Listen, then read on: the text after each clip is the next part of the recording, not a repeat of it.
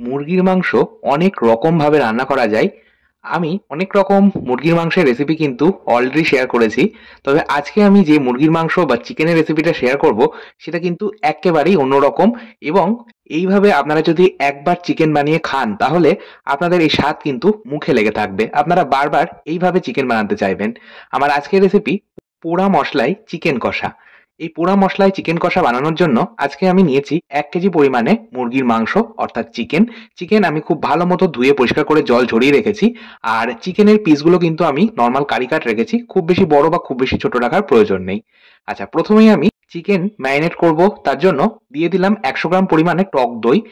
আর যদি আমি measuring cup হিসেবে বলি, সেক্ষেত্রে হাফ কাপ টক দই রয়েছে। টক দইয়ের পরিবর্তে আপনারা কিন্তু একটা মাঝারি সাইজের পাতিলেবুর রস ব্যবহার করতে পারেন। ২ টেবিল চামচ পরিমাণে সর্ষের তেল দিয়েছি। অবশ্যই আপনারা সর্ষের তেলে রান্নাটা করবেন, তাহলে স্বাদটা ভালো হবে।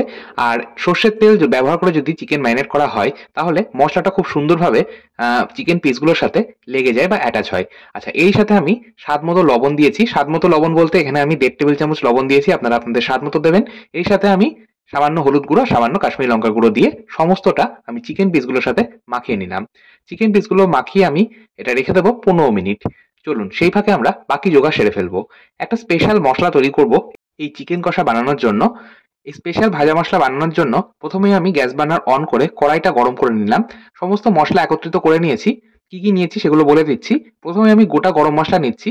গোটা গরম মশলা বলতে ৪টে ছোট এলাচ, ১ ইঞ্চি দারচিনি নিয়েছি, দারচিনিটা ভেঙে নিয়ে ব্যবহার করছি। ৩ থেকে ৪টে মতন লবঙ্গ নিয়েছি। একটা জয়িত্রীর ফুল ভেঙে নিয়ে ব্যবহার করছি। একটা শুকনো লঙ্কা আর একটা তেজপাতা আমি প্রথমে ১ মিনিট গ্যাসের আঁচটাকে মিডিয়ামে রেখে রোস্ট করে নেব। গরম মসলা যেহেতু রোস্ট হতে বা ভাজতে সময়টা একটু বেশি লাগে, সেজন্য আমি গরম মসলাটা প্রথমে দিয়ে নাড়াচাড়া করে ভেজে নিলাম। এবার আমি ১ মিনিট পর দিয়ে দিচ্ছি গোটা গোলমরিচ, মোটামুটি ২০ থেকে ২২টা দিয়েছি। গোটা ধনে ১ টেবিল চামচ, গোটা জিরে ১ টেবিল চামচ আর হাফ টেবিল চামচ মৌরি। এবার এই সমস্তটা আমি আরো ১ মিনিট নাড়াচাড়া করব। তবে গ্যাসের ফ্লেমটাকে আমি বন্ধ করে দিচ্ছি। কড়াইটা যেহেতু বেশ গরম হয়ে গেছে, কড়াইয়ের হিটেই কিন্তু এখন মশলাটা রোস্ট হয়ে যাবে। আচ্ছা, মশলাটা যখন রোস্ট হয়ে যাবে, তখন দেখবেন কালারটাও কিন্তু হালকা চেঞ্জ হবে বা পরিবর্তন হবে। আর মশলা থেকে একটা সুন্দর গন্ধ বেরোতে শুরু করবে।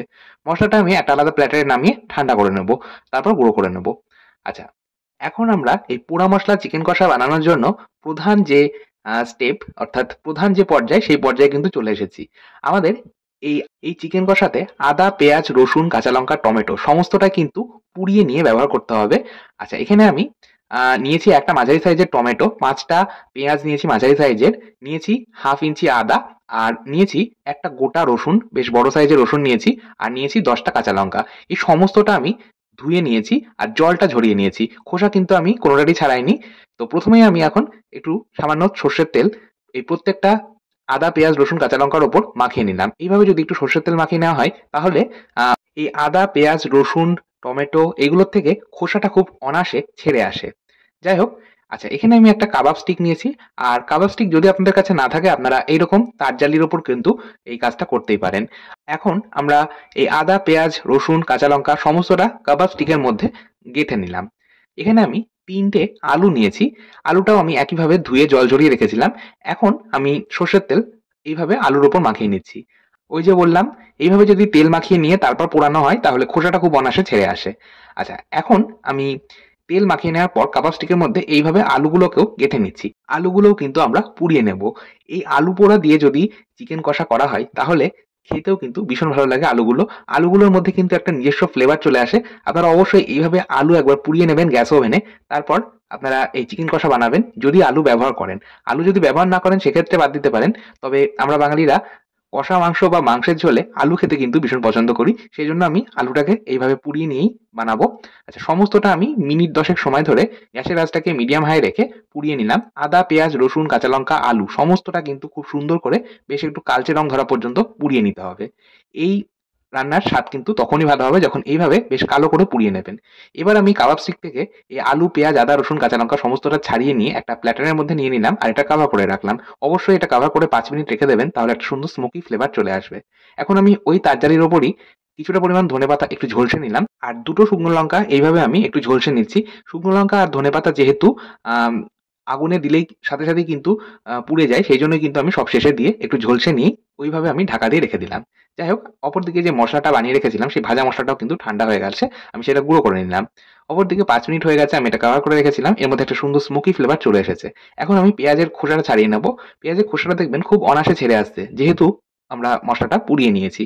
আচ্ছা, পেঁয়াজের খোসাটা ছাড়িয়ে নেওয়ার পর ওপরটা আমি হালকা করে একটু কেটে নিলাম।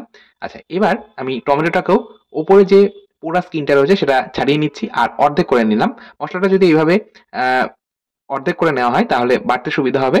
আচ্ছা, আমি আদার খোসাটা ছাড়িয়ে নিলাম আর রসুনটাও আমি ছাড়িয়ে নিচ্ছি।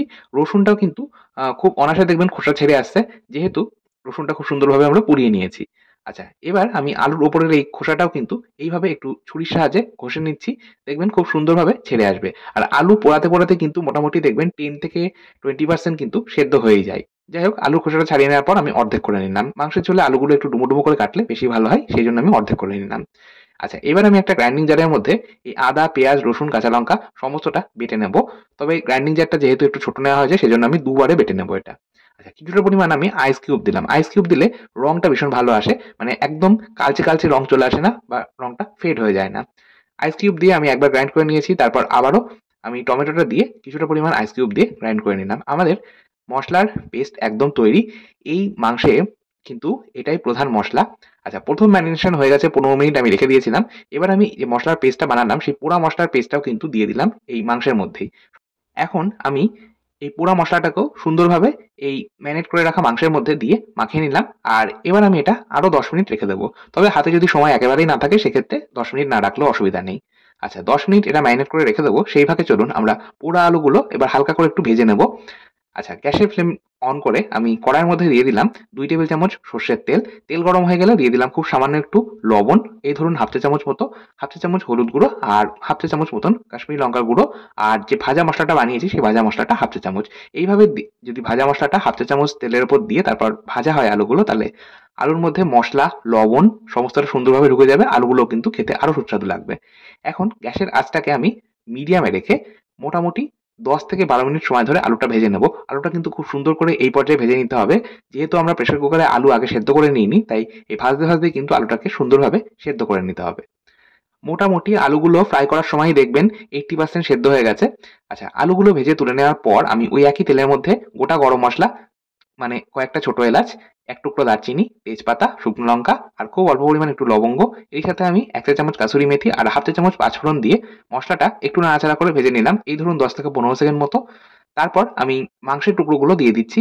আগে থেকে ম্যারিনেট করে রাখা মাংসের টুকরোগুলো দিয়ে আমি প্রথমে গ্যাসের ফ্লেমটাকে হাই ফ্লেমে রেখে মোটামুটি আ ৩ থেকে ৪ মিনিট মতন ভেজে নিলাম।